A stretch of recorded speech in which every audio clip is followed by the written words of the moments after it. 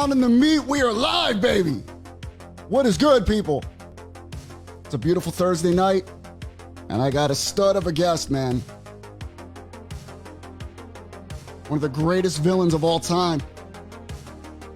In life. Not just in pro wrestling, not in reality television, in life. I'm telling you.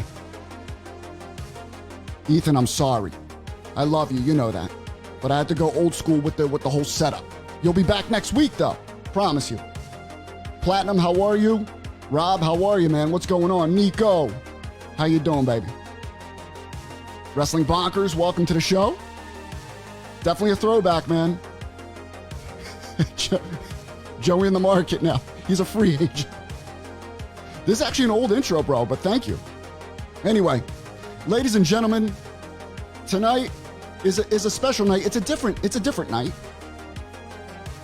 Okay, this is mainly a pro wrestling centric podcast, but we're gonna mix it in with some Survivor. Now, this guy, he is no stranger to pro wrestling. He is a pro wrestler himself. All right, and he's been with some of the best in the business. He's worked for a big name wrestling company, but most of all, greatest villain of Survivor of all time. Of all time. Ladies and gentlemen, I'm not going to waste any more of your time. I'm going to bring him out now. He is the hairy Rolex wearing. All right. Hairy Rolex wearing, and you'll hear what that's about. Best villain of Survivor of all time. Ladies and gentlemen, I bring to you Mr. Jonny fucking Fairplay. What up? What is going on, baby? How you doing? Welcome.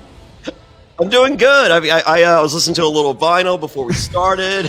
I got a couple gimmicks around here. So thanks for having me. This should be fun. Welcome to Pounding the Meat. Yeah, that's usually me around 1 a.m. Now, when I messaged you from that account, yeah, you saw Pounding the Meat. Did you get a little excited? What no. was your reaction? No. I was like, "Where's the block button?" I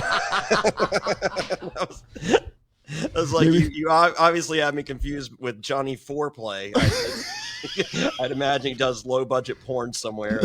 I should look into Iowa. Maybe changing the social name when I reach out to people. How's everything going, man? How you been? Great. Finally had the airing of my Judge Steve Harvey episode Tuesday night, ABC primetime, 8 p.m. Eastern. 4 million viewers live. Wow. Who knows how many on Hulu starting yesterday. Went head to head with NXT. My good friend Grayson Waller over there, another Survivor guy, Australian Survivor. He had 700,000, 4 million. It's close. You're killing it, bro. Listen, shout out to the ratings, bro.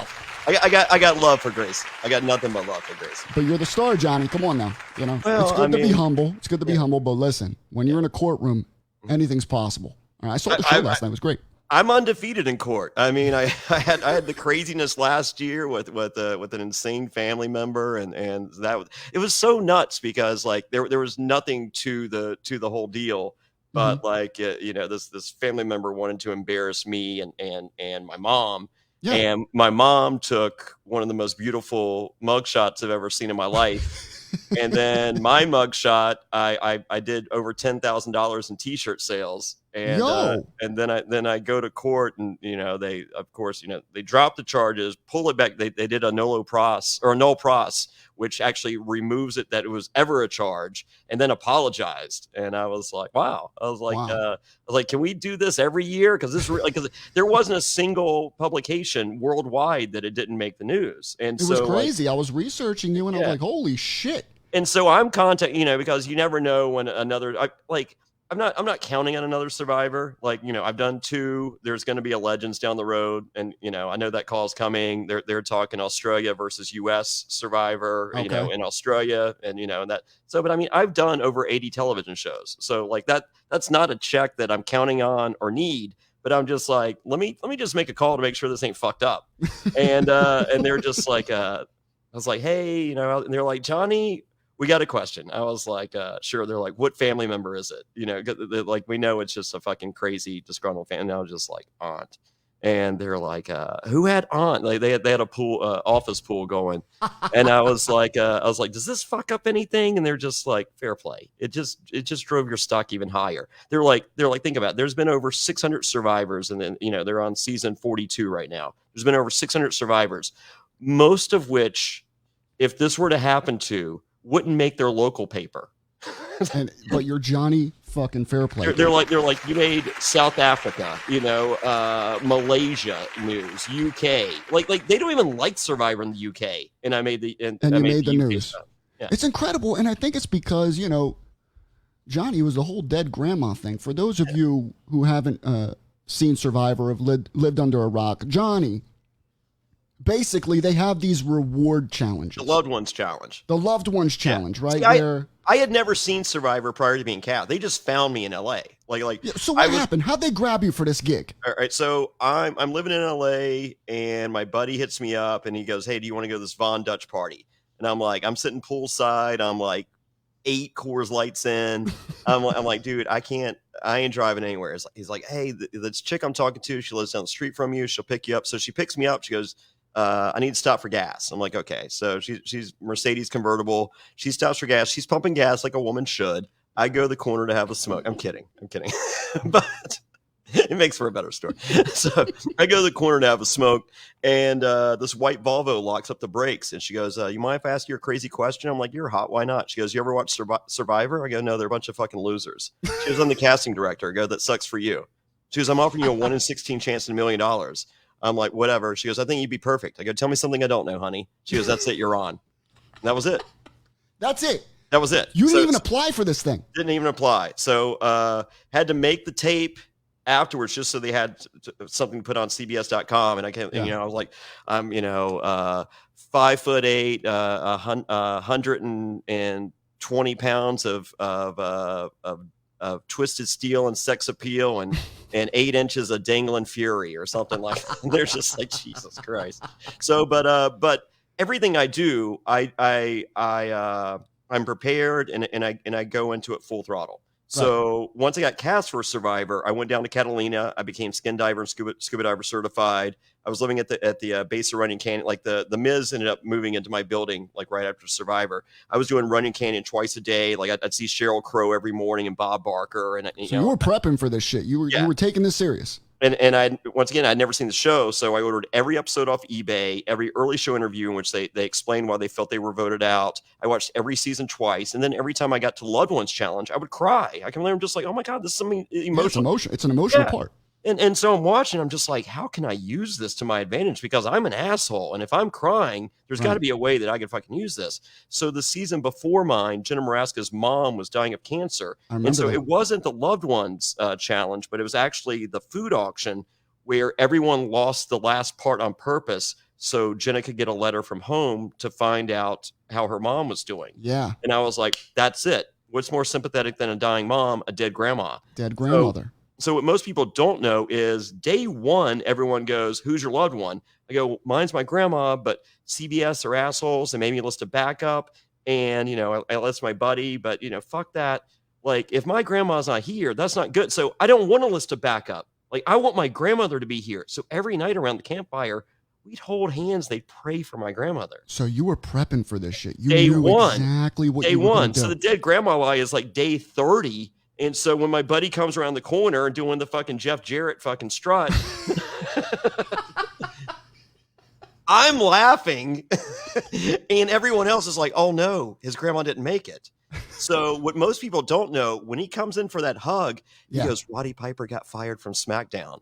And I'm like, I don't give a fuck. Tell me my grandma died. And he goes, did you get the letter? And I'm like, yeah, because we get the fucking mail here. I'm like, no, I didn't get it. He goes, dude, she died, dude.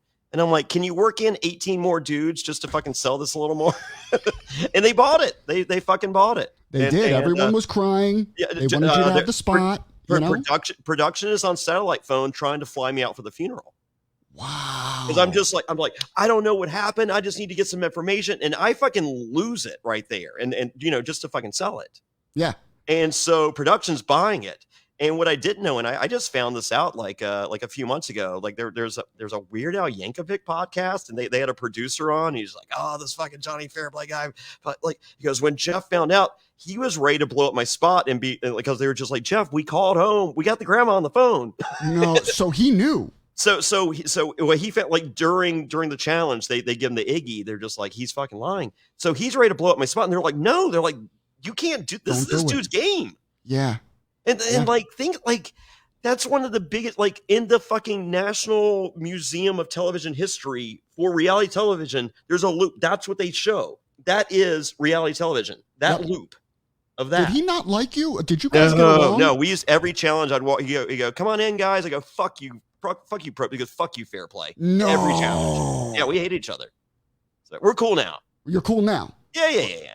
Dude, Pro. I mean, I was fucking. He's a savage motherfucker sometimes, man. He be getting in some lines, some jabs with these people. But I mean, honestly, I was 30 years old. I was single. I was living in Los Angeles. I was going to all the hot clubs. Like, life could not have been any better. And then you're throwing on so.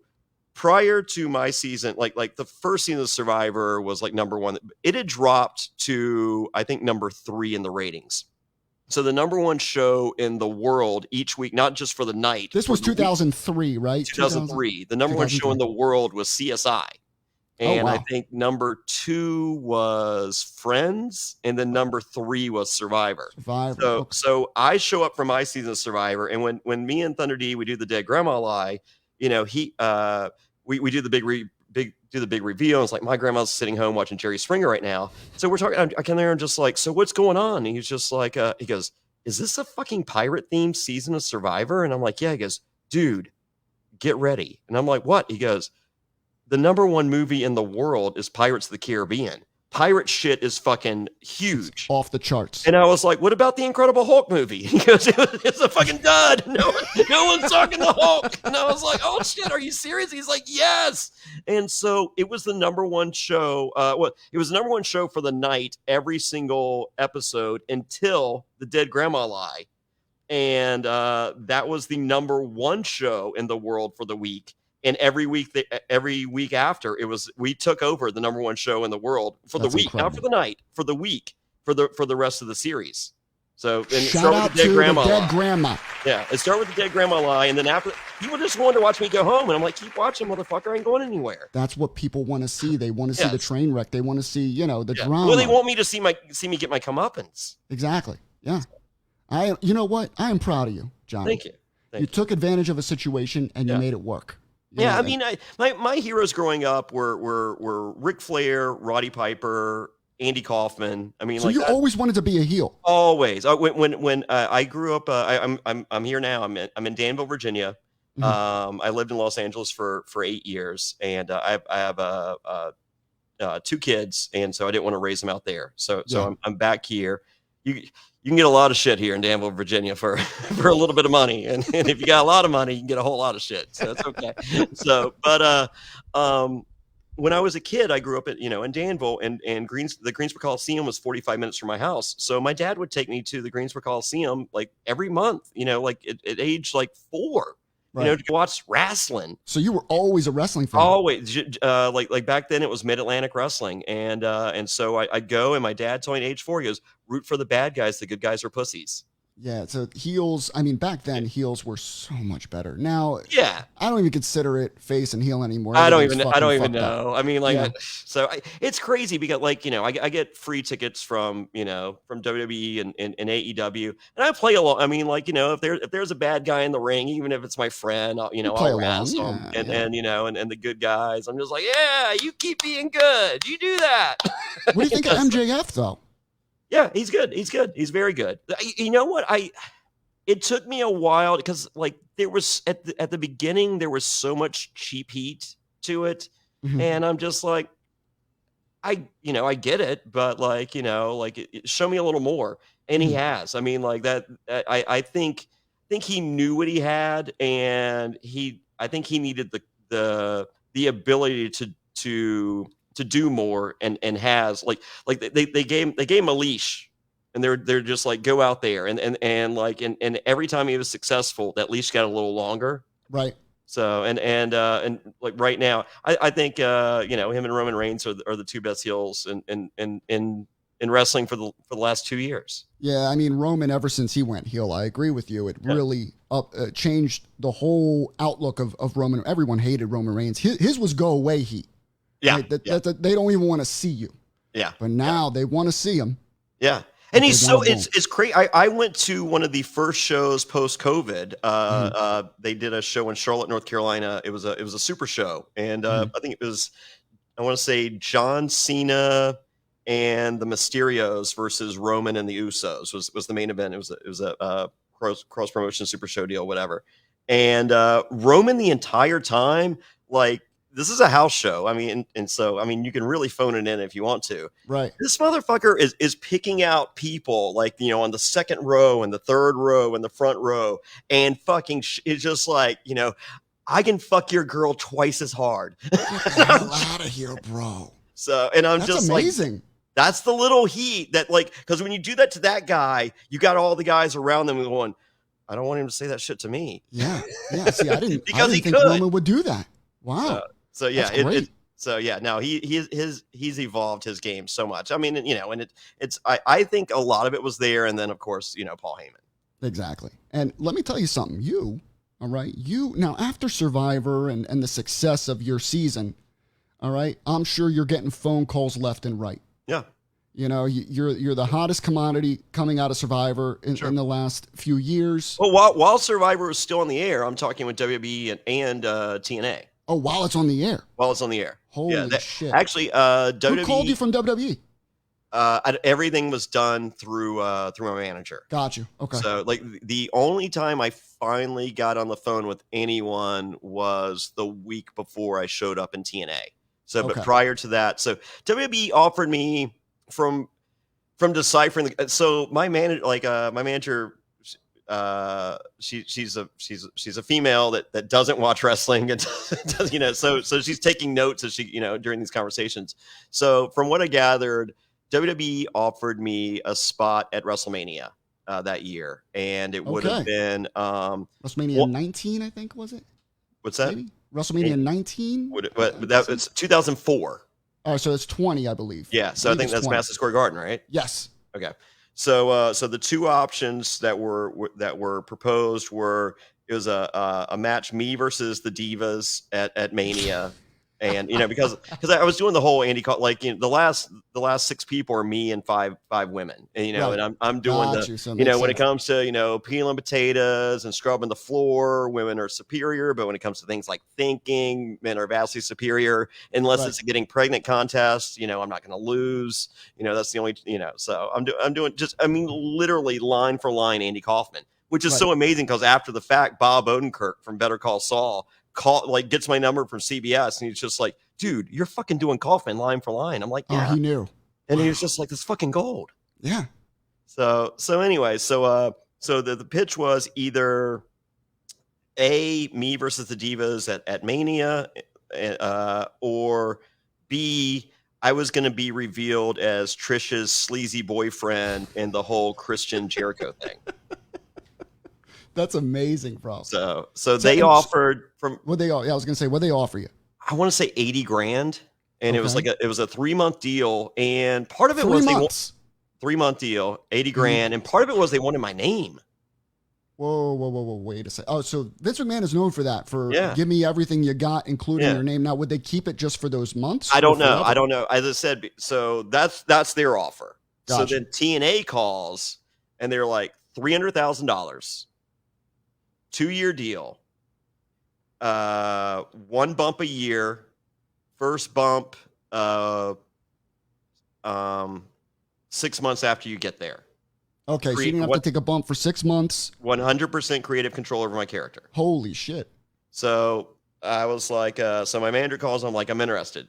And they're like, will you talk to this guy named Jeff Jarrett? And I'm like, sure. Jeff Jarrett, Double J. So I talked to Jeff, and he goes, hey, man, it's going to be good. And I'm just like, all right, well, who am I managing? He goes, you ain't managing nobody. You just going to be the biggest bad guy there.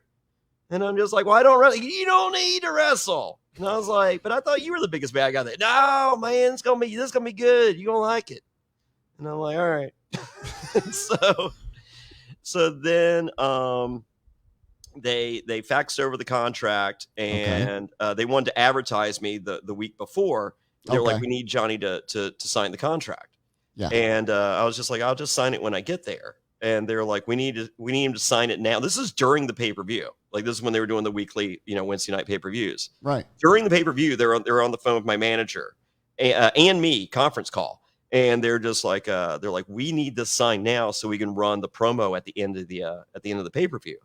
Oh, wow. wow. And so it's me, my manager, and Bob Ryder. And we hear Dixie in the background. She goes, give him whatever he wants. Make this happen right now. Dude. And so me and my manager both, and my manager goes, we'll call you right back. She goes, what do you want, Fairplay? I'm like, I want insurance. Oh, big one. I want another cell phone. Okay. They pay for. Okay. Like another line, completely different line. That's your burner phone, your business line. Yeah.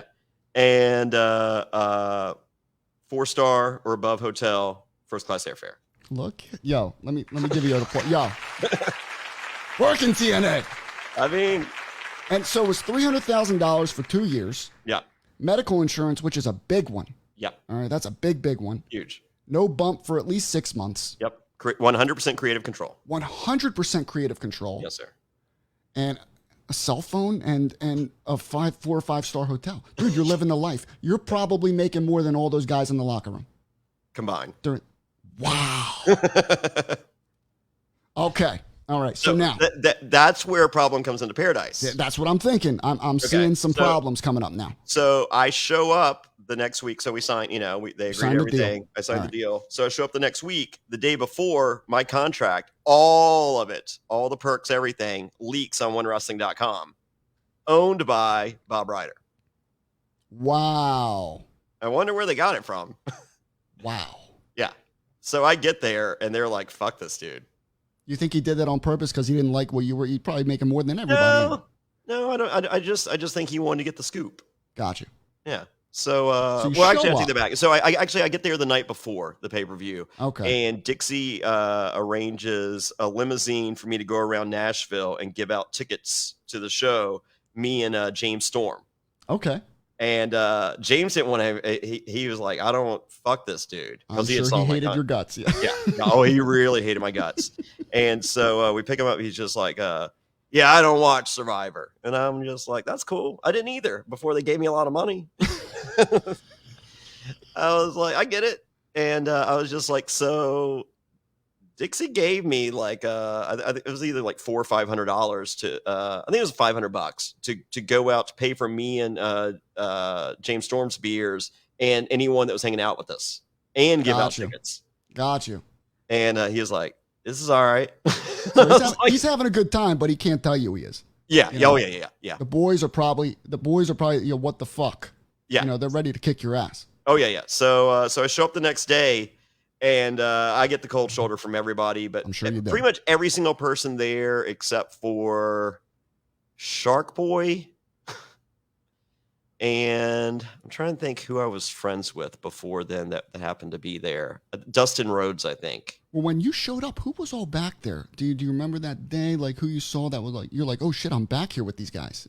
Well, I'll get to that. So I get there and Jeff and Dixie come up. They're like, hey, so change of plans. And I was like, yeah. They're like, and Jeff goes, man, you ain't gonna believe this, man. Like Access Hollywood's here, Inside Edition, Entertainment Tonight. They all have cameras here. Like, this is fucking nuts. Like, you need to take a bump. Oh, dude, wait a second. That's what I thought. Months. Yeah, I'm not taking shit. Yeah. So I'm like, okay. I was like, I need to talk to my manager. And so I had left a message for my manager, and I'm walking around, and everyone there hates me. I mean, everyone. I mean, it is obvious. Everyone hates my guts. And so I talked to my manager about, 20, 30 minutes later or whatever. And she was like, hey, how is it? And I'm just like, it's going to be a long 2 years. Yeah. And she was like, what? I'm just like, they fucking leaked out my fucking contract the day before. Everyone here fucking hates my guts because I'm making immensely more than me. And it wasn't like Dixie was like, okay, if we're going to give Johnny this money, sorry, AJ, we're going to have to cut your pay in half. Your pay that stayed the same.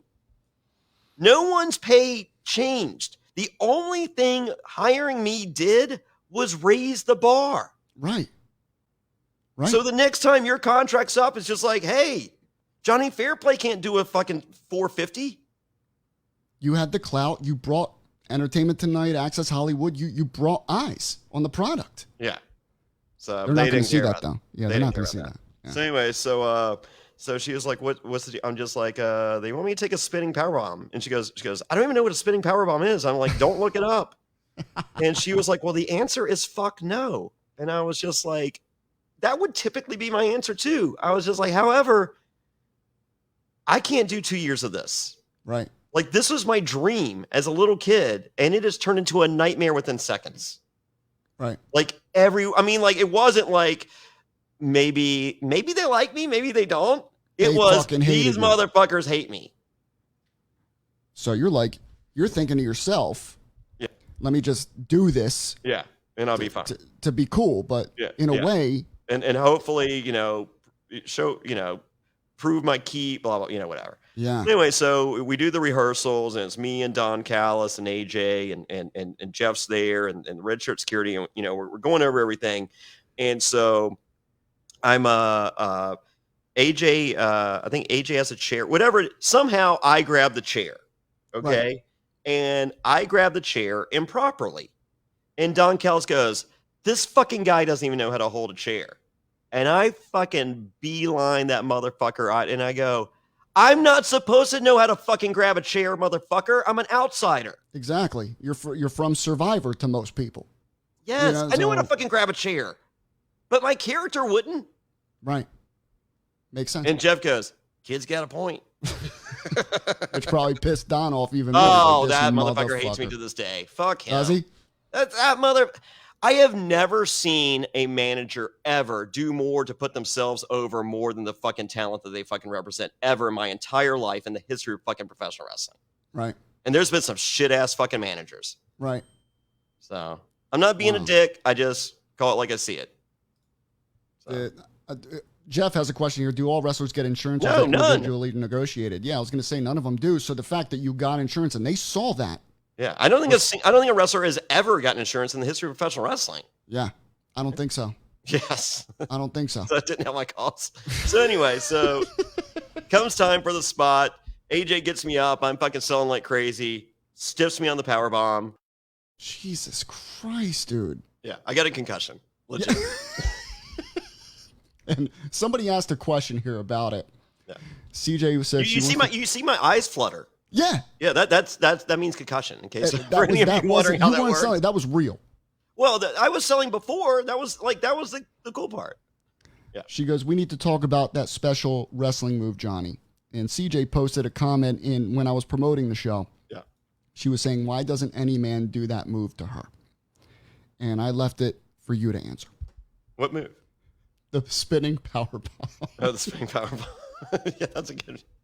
I'm like, listen, CJ, that's a wrestling move. All right, whatever other moves you want to do, that's up to you to tell your man what to do. But that's a spinning power bomb, and that was the harshest one I've ever seen in my life.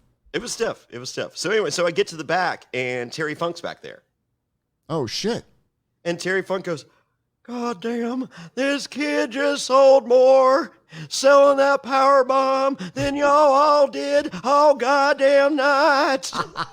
It's like, Terry, you're not helping. And crying and shit. Does he cry like every promo he would cry? Oh, yeah. Your mother's a whore. So that probably made you feel really good, that Terry Funk, because he's like... I fucking cried. He's a legend. I mean, he's my hero. Mm-hmm. I mean, like, a lot of people leave him off their Mount Rushmore, but like, if he could be there, he could easily be. I mean, like, that motherfucker was more legit than so many. I mean, like, just inside the ring, outside the ring, everything, just perfect. A perfect legend, and the way, dude, and what he did for the business is very rare. You know, him and Mick. Yeah, fucking Roadhouse though. Roadhouse, bring it. Yeah. Let me tell you something. So after that stiff-ass powerbomb that concussed you. Yeah. How was the run after that? How was your time with TNA? Everybody was a lot nicer. They were. Yeah. Yeah. You cool with these guys to this day? Like AJ? Oh yeah. Me and AJ, I love him. So he's a good dude. So so TNA ends up flying AJ to Los Angeles to hang out with me so that we could become friends. Really? Yes. It's insane. So like we hang out for like I think there was like there was like a convention thing, or I don't know, whatever. So they fly AJ out for us to be friends. Uh-huh. And so we're hanging out, and AJ's like, we're riding in limousines, and AJ's like, what do you like to do for fun?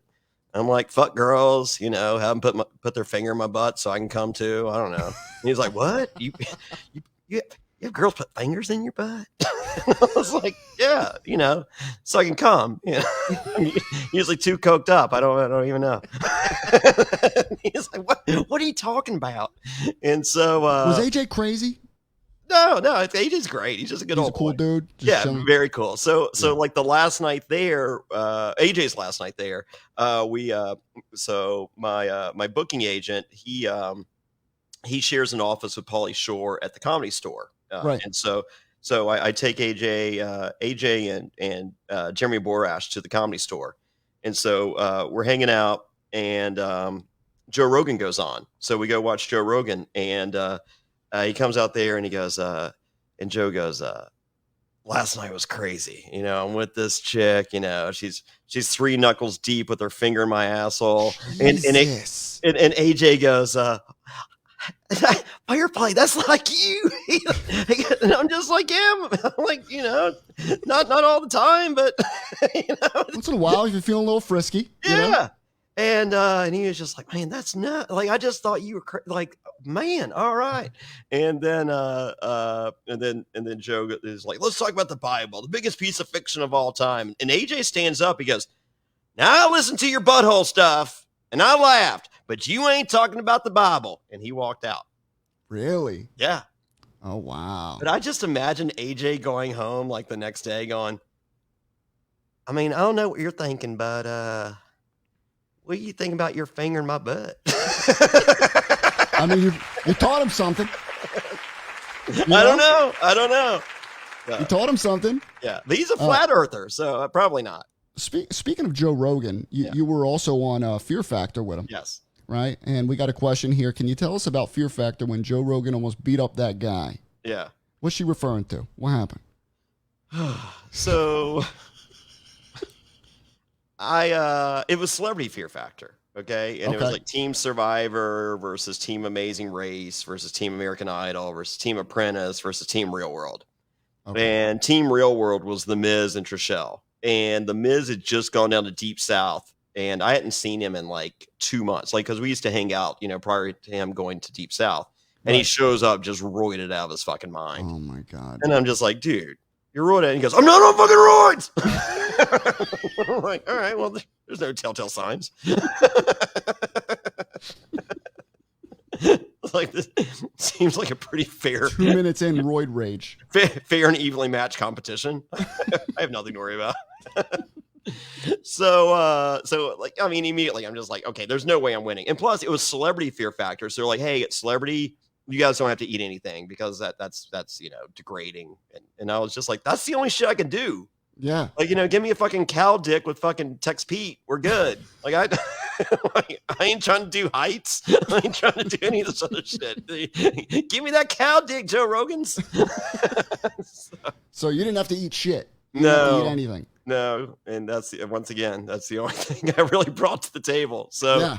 So the first deal was, I think it was like a demolition derby thing. Uh-huh. And we didn't lose. And then the next day was what was it? The demolition derby. My hands were duct taped to the steering wheel, and my partner had to change the gears and stuff. And the next one was, all right, so we started, the girls had to go down into a well and grab a skull. And then the guys had to go through quicksand and grab a skull. And then the girls had to go through this tunnel and grab a skull that was beside the tail of an alligator. But the gimmick with the tunnel is the tunnel's so narrow the alligator can't turn around. Can't turn. Yeah. So Gotcha. like, it's pretty, it's, you know, it's a mind fuck, but I mean, it's of everything we fucking did, it was by far the easiest because it wasn't really anything physical. You just go grab the fucking thing and go. And that's it.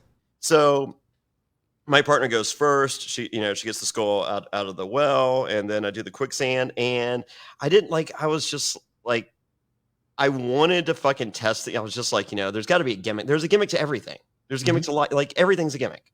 So I'm like, there's got to be a gimmick to this. And I didn't figure out the fucking gimmick on the quicksand. So I'm fucking slow as fuck. And I'm just like, oh, this is fucking horrible. We're doing horrible. But it doesn't matter because there's more teams after me. And, you know, I like to, you know, steal it from a guy that retired. So he's not using it anymore. I am, you know, when it comes to reality TV, I am a cerebral assassin. So I'm like, all right, we're ready. Excuse me. So the team after us is the Amazing Race team, Jonathan Victoria. And on the Amazing Race, he used to scream at his wife. At one checkpoint, he shoved his wife to the ground. He was just like, you know, you fucked this up for us, blah, blah, blah.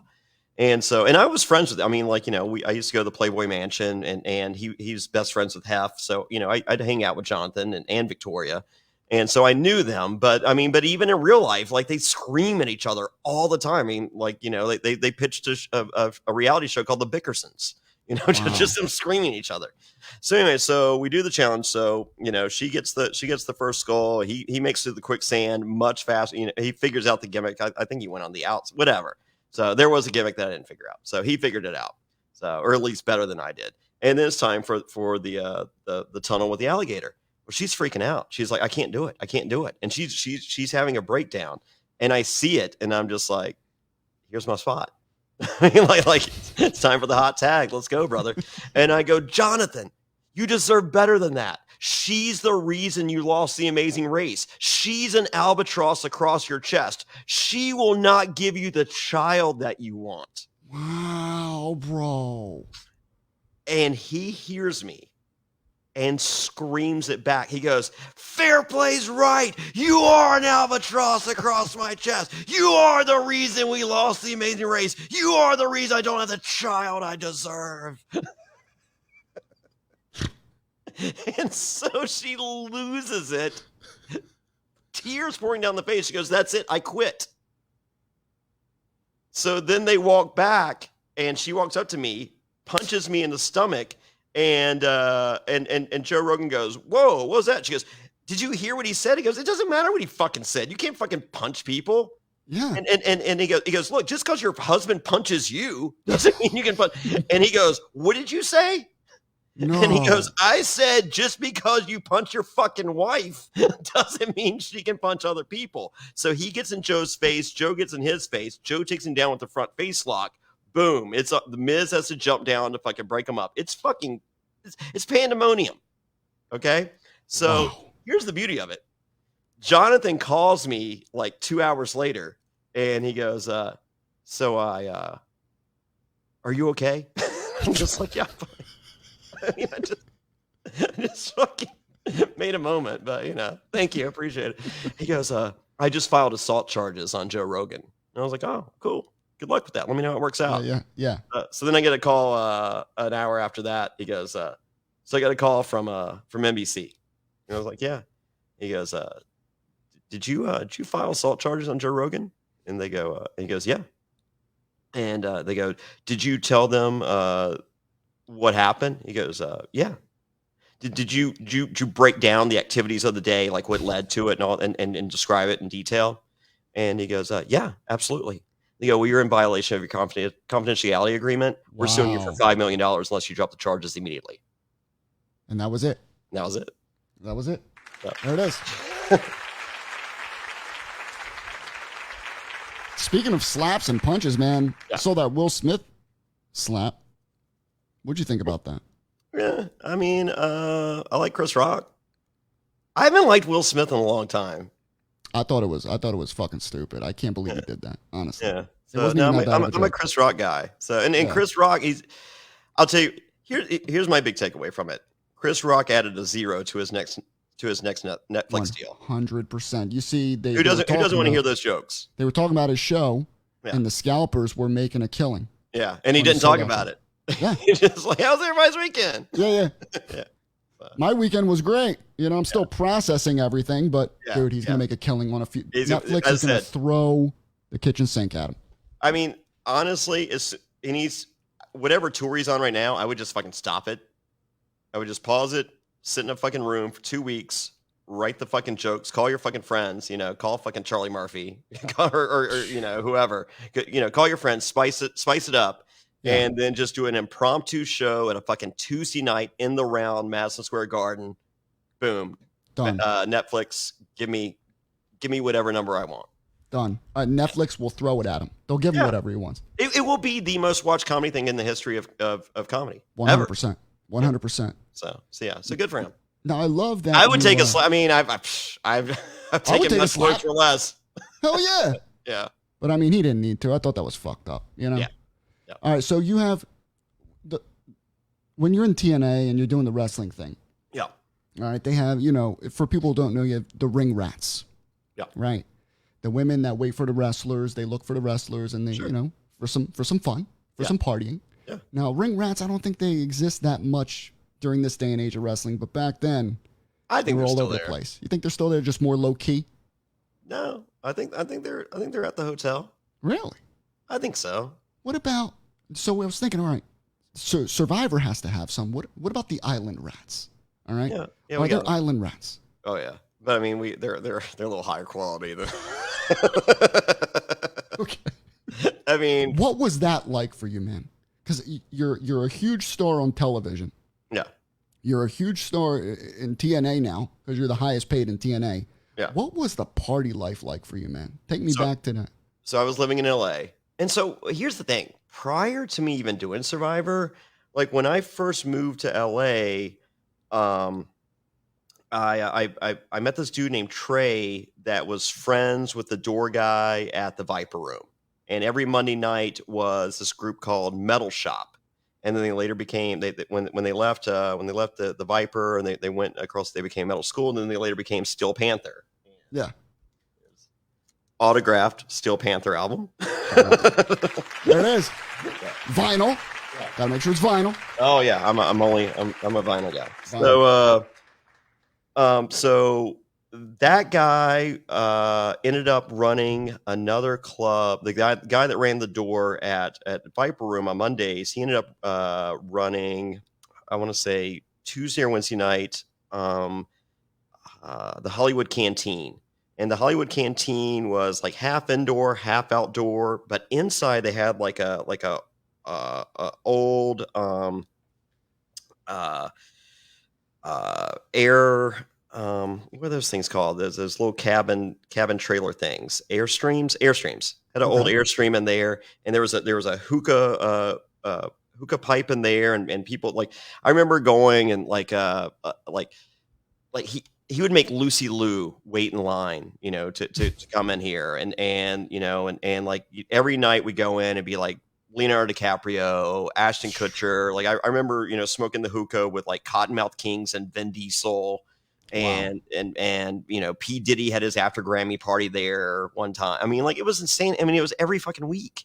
And like I remember one time, so prior to Survivor, I'm Rowdy Roddy Piper's personal assistant. And so this is pre-Survivor, and I remember Road Warrior Hawk had come into town, and he was just like, if I'm ever in LA, I want to go out to the Ghoul Place. And I'm like, okay. So, and then it sounds a little bit like Macho Man, but they were very, very comparable, I promise.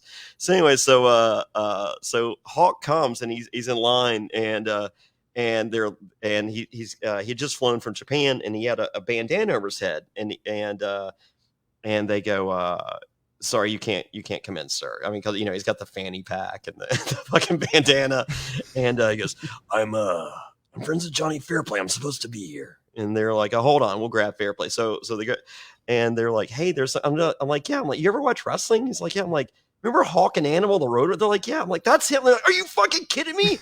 And they're like, dude, are you? He goes, I got the shoulder pads. I got the shoulder pads in the car. Let's go. And they're like, come on in. I'm so sorry. Blah blah blah.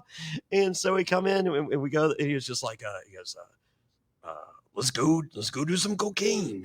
And so we go to the bathroom.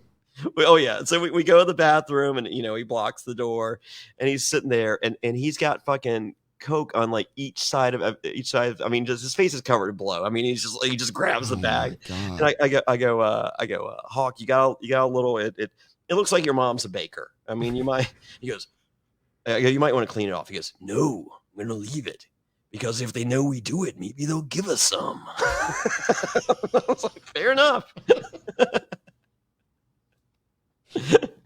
It was nuts. It was fucking nuts. But yeah, post that, I mean, it was just as fucking, I mean, because I'm hanging out. I mean, every, Monday night's Joseph's, I'm hanging out with Paris Hilton, Tuesday night is what, I mean, like it was a scene. It was a wild ride for you. It was a very wild ride. I mean, because it was so nuts. I mean, like I remember I went to Fred Durst's birthday party at the whiskey bar.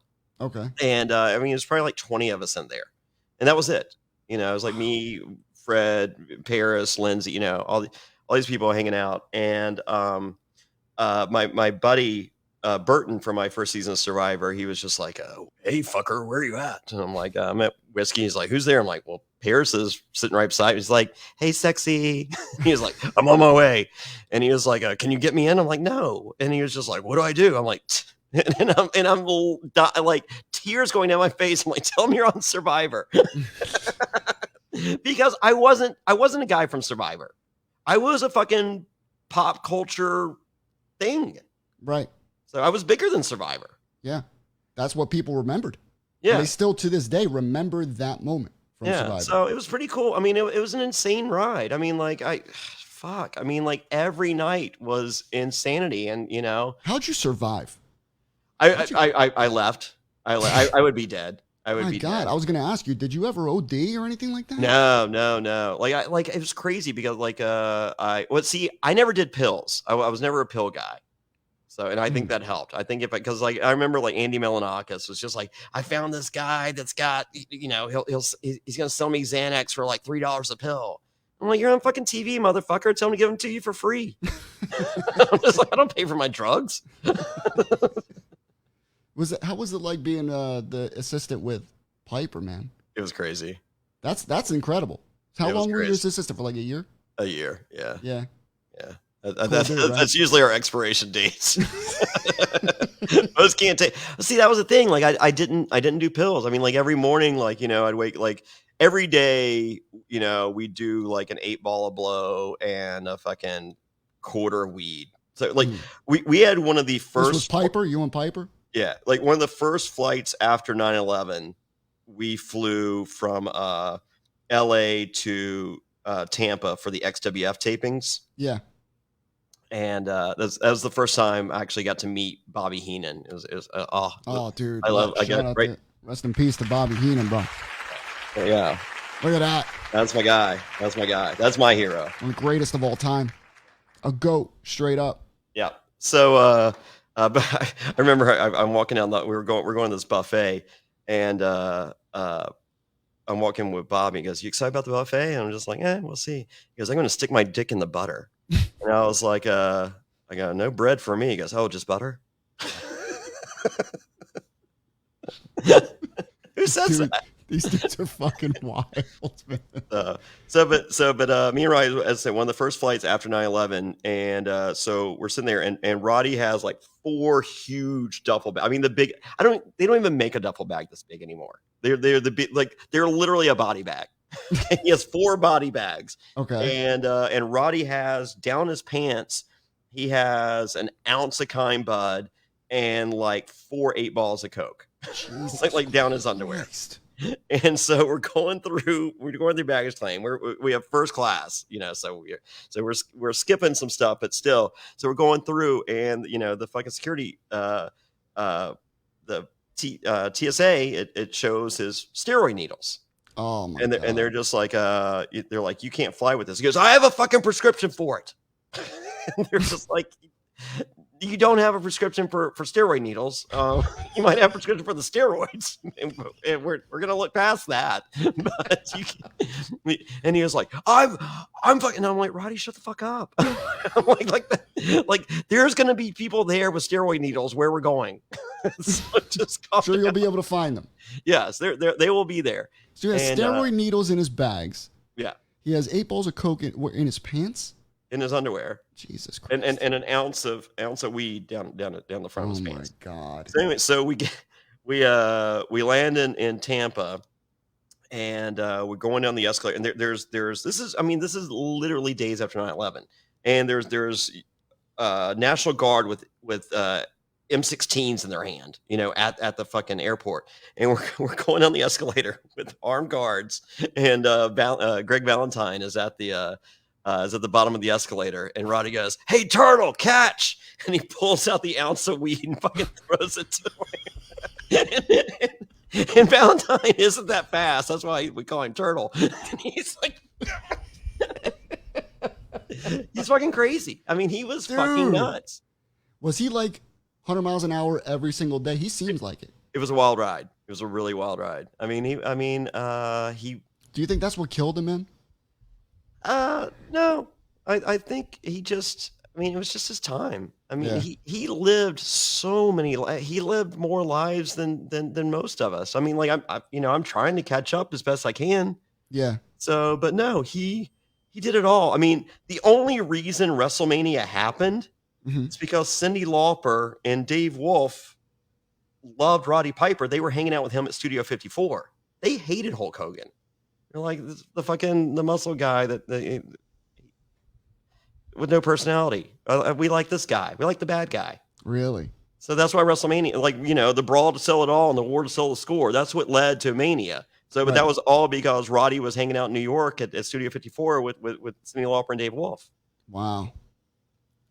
Rowdy Piper, honestly, to this day is on people's Mount Rushmore. You're talking about Mount Rushmores, right? Oh yeah.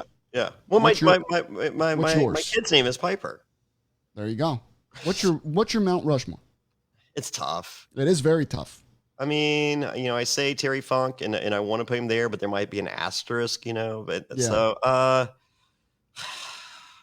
think the let's go Mount Rushmore of heels. All right, let's do that. Okay, Mount Rushmore of heels: Flair, Piper, Funk. Taker. Okay. It's hard to argue it. I mean, I don't love it. I was never a huge Taker fan, and then but now I go back and watch, and I'm just like, damn, that dude's so cool. I mean, when you look back on his career and you see how long he kept that character going, for decades. I mean, you can only just respect him for it. Yeah. Even if you didn't like the guy, you got to give him props. I was never a Taker guy, but hold on, let me think. Yeah. I mean, you got to put you're putting Piper up there, right? Yeah, I said right. Flair, Piper, Funk. I don't know. The fourth one's tough. But Taker. I mean, we could throw a manager in there, Heenan. Ooh, there you go, Heenan. That's my number. Put Heenan in there. All right, we got it. We got the Mount Rushmore. Yeah. So, as people see, you're a huge wrestling fan. You've loved wrestling. You still love it to this day. You still watch. You still watch the product. You still watch WWE. Sure, I'll be on Monday. Monday after Mania, I'll be on with Jason Powell, ProWrestling.net, the Pro Wrestling Boom podcast. Okay. I join Jason Powell every Monday after a WWE pay-per-view or AEW pay-per-view. Nice. So, and then let's see, 2 weeks ago, I was at Revolution Wrestling Authority in High Point, North Carolina. I'm the heel commentator there. And oh, good. So you're still involved with the show too. Where am I coming up next? What's my next wrestling? I took a picture, so I had it. So let people know where you're going to be. Magic City Wrestling Federation, April 30th at Opelika, Florida. It is they got Top Dollar is going to be there, Connor the Ascension, Carlito, and nice. The Colognes, and a bunch bunch of people. So go to magiccitywrestling.com and join me April 30th there. And then I'm going to be at that Heroes and Legends deal in Indiana. Yeah. That's next week, and then I'm at something in Kentucky. Oh, so you're busy, bro. Dude, I do live Survivor viewing parties, like when Survivor's on. So this Wednesday I'm in DC, and then on 420 I'm in Nashville. Go to survivortix.com. That's survivortix.com. It's like me, Taj George, the you know the group SWV, that song I Get So Weak in the Knees. Yeah. Grammy Award winner. Well, Taj was on Survivor. So she's going to be there, and 3 other survivors going to be there. Shout out to Taj. Yeah, I love Taj. She's married to Eddie George. Eddie George. Shout out to Taj, bro. Boom. You know what's crazy? I went on this like Survivor binge, because now every single episode ever is on Paramount Plus. Yes. Right? Yes. So I'm up to season 18. I just finished the Taj season. Oh, there you go. And she's great. It's incredible. It's incredible how obsessed you get with it. I gotta stop. She's awesome. So she'll be there on 420, and cool. I got a pretty big comedian that's gonna be stopping by. I can't advertise, but he's Chris Rock. Shout out, that's great. Shout out to Chris Rock. He's not gonna be there, but this guy is just about as big. I mean, like prior to this week, this guy was just as big as Chris Rock. Okay. Who's stopping by. So we can't say nothing. We got to keep that. Oh, yeah, I guess. So, yeah, survivortix.com. Get your tickets. And then I think the next week I'm in Durham, North Carolina. And then I have my own beer coming out on... Get the hell out of here, bro. 3 Notch Brewery. They're doing Jonny Fairplay. And that releases on... May? I mean, it's fucking insane. When are your own condoms coming out? When's that coming? May 11th. My Jonny Fairplay comes out in Charlottesville, Virginia, and then May 18th, I have a Juicy Fairplay IPA in New Jersey at Borneo, or I don't know, somewhere in New Jersey. Anyway, it's follow my social media at Jonny Fairplay. I post everything, but yeah, no, it's not. I mean, I cannot believe the ride, dude. And we didn't even scratch the surface. We did not. With what you've done. But I mean, I've done 80 plus television shows, dude. 80 and plus. You know what, since you've done that, you know what you deserve. Honestly, I have something special for you. I know being on Survivor, you don't get to take a lot of baths. Sure. And I know since you've come home, you've taken baths and showers, but I don't think you've taken the bath. Oh, all right. Shout out to our sponsor, Jack Soaps. I'm going to send you something, John. Oh! All right. This is my own bath bomb. It's called the Vegas. Oh! All right. And this is coconut. Okay. Drop it in your bath. Yeah, we have a lot of coconut on the island. All right. Yeah, exactly. Bring me I back want you home. to feel like you're back there. Yeah, Yeah. I'm going to send this to you. All right. I'm going to send you a couple bars of soap that I have. Oh, sweet. And it's all, natural ingredients, none of that stupid shit that you get in the bath gel. This is good shit. All right. So I'm going to send it to you. So you give me the P.O. box or whatever. Sure. And Jack Soaps, like I said, is our sponsor. You can go to jacksoaps.com, use code PTM, and you get 15% off your purchase of any soap, bath bomb, and bath salts as well. So thank you to Jack Soaps. Thank you, Jack Soaps. And thank you, Vinny Vegas. Johnny, I want you to take a nice bath and let me know what you think of it, man. Because I'm not sending pics. I mean, I do need proof. Yeah, that you use the bath bomb, Johnny. I do. It's so we have so I have a podcast network, Reality NSFW. Okay. And so check youtube.com/reality NSFW. Not safe for work. And or just go to realitynsfw.com for the. And it's all about reality TV shows. It's all about So right now we're currently covering Big Brother Canada season 10, Australian Survivor, Blood versus Water, and of course Survivor season 42, and then which I'm watching, by the way.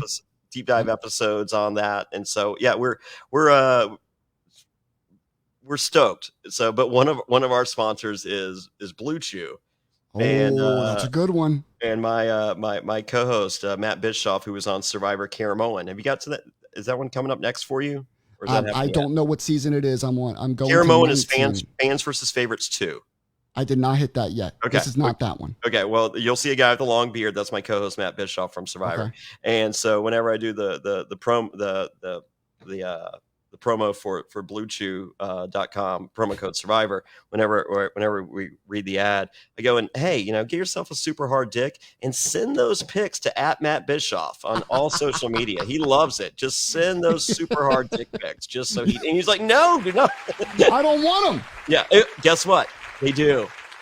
I'm telling you. Listen, Johnny. They send the pics. I don't need a dick pic, but listen, maybe some bubbles. Okay. Have the little curly hair. I'll see if I can work in some bubbles. Jack soaps. All right. Hold the bar of soap up for me. Sure. Maybe for my desktop wallpaper. There you go. Love it. I won't send it to the company at all, just for me.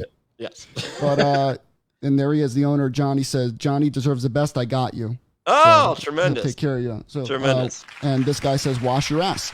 This soap saves marriages, by the way. Oh, I'm sure. Oh, my God. I'll eat a butthole in a heartbeat. Dude, listen, everyone, you need to follow. We've learned anything this episode. We've learned a lot about drugs and assholes. So thank you for teaching us the ways of entering the ass. You're welcome. Lube. and thank you for pounding the meat, Johnny. Johnny, where can people get you on social media? Yeah, just at Jonny Fairplay, just as I have here. On, no H. No H in Johnny. And just Twitter, Instagram, Facebook. So and that's it. And then what code can they use for the Blue Chew? The stuff that powerbomb took. Oh, well, here's the deal. So my promo code for everything, like whether it's Blue Chew or Magic Spoon, all of it's Survivor. And Survivor hit me up. They're just like, hey, or CBS hit me up, CBS Legal, and they're just like, hey, can you tell them to not use promo code Survivor? Like, we don't. And I'm just like, it's not me, it's them. Like I don't have anything. I don't have anything to do with it, and it's all me. They come in, they're like, what promo? I'm like, I want Survivor, absolutely. And they're like, it's 100% me. So, yes. Still a heel to this day, man. Still a fucking heel. Still a fucking heel, bro. You're gonna be on that Mount Rushmore soon, man. Oh, I'm trying. I'm a Survivor Hall of Famer. I think there's only like 13 of us. Dude. So that's pretty good. Out of 600 survivors, it's a good number. I'll take it. So and then on my Judge Steve Harvey deal the other night, fucking Scott Steiner called me a bitch. So and I saw that.